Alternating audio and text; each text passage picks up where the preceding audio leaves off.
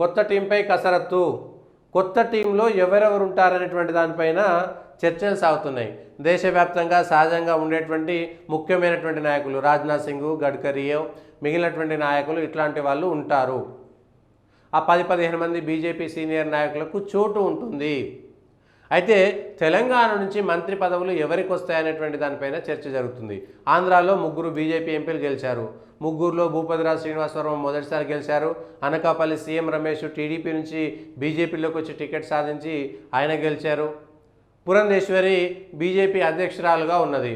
అది కాకుండా టీడీపీ జనసేన కూడా పొత్తులో భాగంగా ఉన్నాయి. కాబట్టి గతంలో 2014లో టీడీపీ బీజేపీ ఎన్డీఏ గవర్నమెంట్లో భాగస్వామ్య పక్షాలుగా ఉన్నాయి. అప్పుడు పౌర విమానయాన శాఖ లాంటి పదవులు కూడా వచ్చినాయి. అశోక్ గజపతిరాజు పెద్ద మంత్రిత్వ శాఖనే ఉన్నాయి.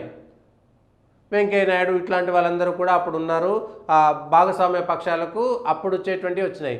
అప్పుడు మంత్రి పదవులు వచ్చినాయి, ఇప్పుడు కూడా మంత్రి పదవులు వస్తున్నాయి. అప్పుడు టీడీపీ అవసరం లేకపోయినా, అంటే 2014లో బీజేపీ సొంతంగా అధికారంలోకి వచ్చిన ఎన్డీఏ భాగస్వామ్య పక్షాలకు ఖచ్చితంగా మంత్రి పదవులు ఇచ్చారు. ఎన్డీఏ కిందనే పరిపాలన సాగింది.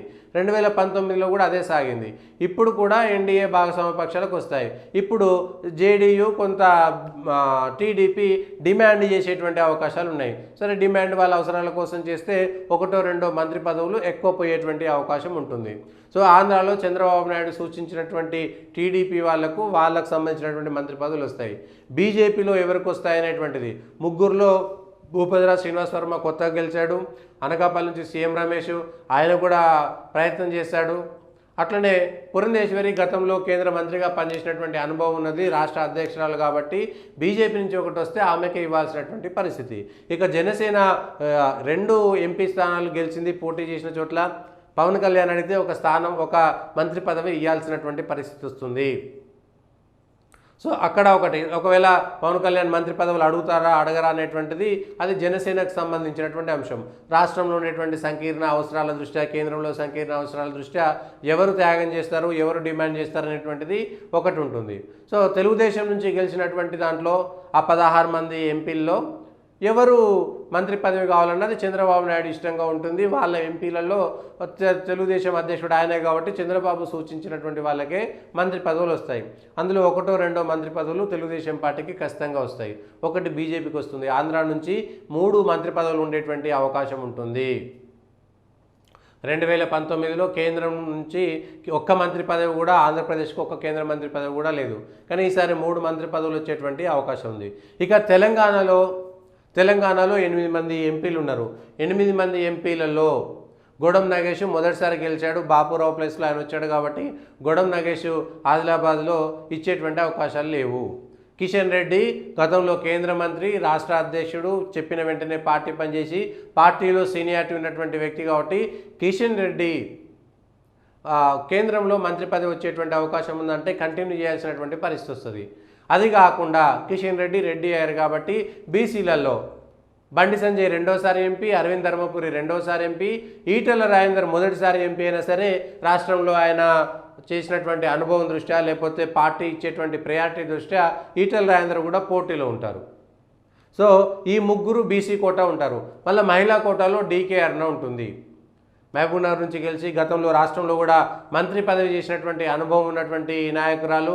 మహిళా కోట ఉంటుంది. తెలంగాణలో ఒక మహిళా కోట ఇస్తే అటు ఆంధ్రాలో కూడా పురంధేశ్వరి మహిళా కోట ఉంటుంది. తమిళనాడు లేకపోతే తమిళనాడు కాకపోయినా సరే కర్ణాటక అనుకున్న నిర్మలా సీతారామన్ కూడా మహిళ రాజ్యసభ సభ్యురాలుగా ఉన్నా కూడా. సో ఈ 3లో మహిళలకు ఇస్తారా ఇవ్వరా? పురంధేశ్వరికి ఇస్తే డీకే అరుణకి ఇస్తారా ఇవ్వరా? డీకే అరుణకి ఇస్తే పురంధేశ్వరికి ఇస్తారా ఇవ్వరా?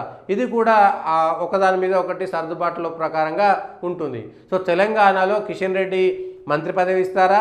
మంత్రి పదవి ఇవ్వకుండా జాతీయ స్థాయిలో జాతీయ అధ్యక్ష పదవి రేసులో ఉన్నటువంటి 3-4 పేర్లలో కిషన్ రెడ్డి పేరు కూడా వినిపిస్తుంది. సో పార్టీ పదవి ఇస్తే మంత్రి పదవి ఇవ్వరు. సో ఈటెల రాజేందరు, బండి సంజయ్, అట్లనే అరవింద్ ధర్మపురి, కిషన్ రెడ్డి సీనియారిటీ ప్రకారంగా, డీకే అరుణ ఇంకొక. సో ఈ గెలిచిన దాంట్లో కొండాయి విశ్వేశ్వరరెడ్డి రెండోసారి ఎంపీ అయినా సరే మంత్రి పదవి ఇస్తారా ఇవ్వరనేటువంటిది కొంత అనుమానంగానే మనం చెప్పుకోవచ్చు. మిగిలిన గెలిచిన దాంట్లో మెదక్ నుంచి గెలిచినటువంటి రఘునందన్ రావు మొదటిసారి ఎంపీ, అంతకుముందు ఒక్కసారి ఎమ్మెల్యే. సో మంత్రి పదవి మొదటిసారి గెలవగానే ఇస్తారా ఇవ్వరనేటువంటిది కూడా కొంత డౌటే. సో మిగిలినటువంటి ఎంపీలలో వీళ్లకు మాత్రమే అవకాశం ఉన్నది. 8 మందిలో 5 మంది, ఆ 5 మందికి సంబంధించిన దాంట్లో కిషన్ రెడ్డి పార్టీ పదవి ఇస్తారా లేదంటే మంత్రి పదవి ఇస్తారా?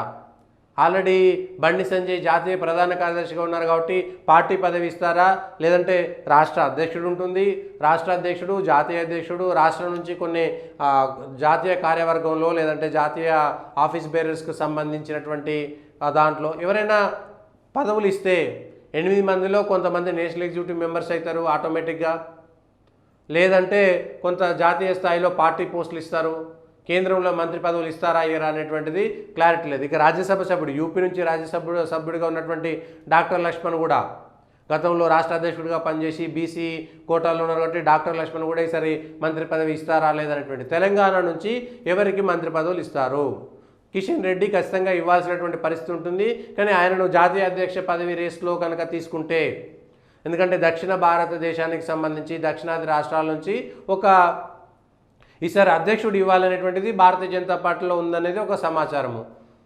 సో అది ఒక అంశం. తెలంగాణ నుంచి గెలిచినటువంటి 8 మందిలో మంత్రి పదవుల్లో 5 రేస్లో ఉంటే ఒక కేంద్రంలో క్యాబినెట్ మంత్రి, ఒక సహాయ మంత్రి తెలంగాణకు వచ్చేటువంటి అవకాశం ఉంది. ఒకవేళ ఇంకా మంచి పరిస్థితులు కనుక ఉంటే 2 సహాయ మంత్రి పదవులు ఇచ్చేటువంటి అవకాశం కూడా ఉంది. లేదు ఒక కేంద్ర మంత్రి, ఒక సహాయ మంత్రి, ఒక ఇండిపెండెంట్ హోదాలో ఇంకొక మంత్రి పదవి ఇస్తే తెలంగాణ జాక్ పట్టుకొట్టినట్టే, 3 మంత్రి పదవులు. కానీ ఉన్న దాంట్లో ఏవైనా ఒక 2 మంత్రి పదవులు, లేదు క్యాబినెట్ ఇవ్వకుండా 2 సహాయ మంత్రులు ఇచ్చేటువంటి అవకాశం కూడా మనం కొట్టి పారేయలేం. సో ఈ 3 అవకాశాలు ఉన్నాయి. ఒక క్యాబినెట్ ఒక ఎంఓఎస్, లేదంటే ఒక క్యాబినెట్ ఒక ఇండిపెండెంట్ ఒక ఎంఓఎస్, లేదు ఒక ఇండిపెండెంట్ ఒక ఎంఓఎస్, లేదంటే 2 ఎంఓఎస్లు ఇచ్చినా కూడా సర్దుకుపోవాల్సినటువంటి పరిస్థితి. సో తెలంగాణ నుంచి ఒక క్యాబినెట్ మాత్రం 8 మంది ఎంపీలను ఇచ్చినటువంటి తెలంగాణ నుంచి ఒక క్యాబినెట్ ఉంటుంది అనేటువంటిది మాత్రం ఖచ్చితంగా మనం చెప్పుకోవచ్చు. ఇంకొకటి ఎంఓఎస్ ఉంటుందా, ఇండిపెండెంట్ ఉందా, అదృష్టం బాగుంటే ఇంకో 2 మంత్రి పదవులు వస్తే 3 కేంద్ర మంత్రులు తెలంగాణ నుంచి ఉండేటువంటి అవకాశం ఉంటుంది. సో ఇవి తెలంగాణ నుంచి వచ్చేటువంటి అది మంత్రి పదవులకు సంబంధించి. అది అదృష్టము ఈటెల రాజేందర్కు ఉందా, డీకే అరుణకు ఉందా, లేదంటే బండి సంజయ్, అరవింద్ బీసీలకు సంబంధించి, లేదంటే మొదటి నుంచి పార్టీలో ఉన్నటువంటి వ్యక్తి బండి సంజయ్ బీజేపీలో పుట్టి పెరిగినటువంటి వ్యక్తి. అరవింద్ రాజకీయ జీవితం కూడా అంతకుముందు వాళ్ళ ఫాదర్ ఎట్లా ఉన్నా కూడా బీజేపీ నుంచి ఆయన రాజకీయ జీవితం ప్రారంభమైంది. కిషన్ రెడ్డి ఎట్లాగూ సీనియర్, ఆయన 40 ఏళ్ళ నుంచి బీజేపీలో ఉన్నటువంటి వ్యక్తి, బీజేపీలో పుట్టి పెరిగినటువంటి వ్యక్తి. డీకే అన్న బయట నుంచి వచ్చినా కూడా పార్టీలో పోయినసారి ఓడిపోయినా పార్టీని పట్టుకున్నారు, కొండాయి విశ్వేశ్వరరెడ్డి పట్టుకుని ఉన్నారు. రెండవసారి ఎంపీ గతంలో టీఆర్ఎస్ నుంచి, ఈసారి బీజేపీ నుంచి అయినా సరే రెండోసారి ఎంపీ. సో ఇవన్నీ కూడా ఈక్వేషన్స్ ఉన్నాయి. బీసీ అటు ఓసీ 2 కలిసి రావాలి, మహిళా కోట, ఈ 3 అంశాలను కూడా దృష్టిలో పెట్టుకునేటువంటి అవకాశం ఉంది. పార్టీ విధేయత, అట్లనే కొత్తగా వచ్చినటువంటి వాళ్ళకు స్థానం కల్పించడం, ఇవి కూడా కొన్ని అవకాశాలు ఉండేటువంటిది ఉంది.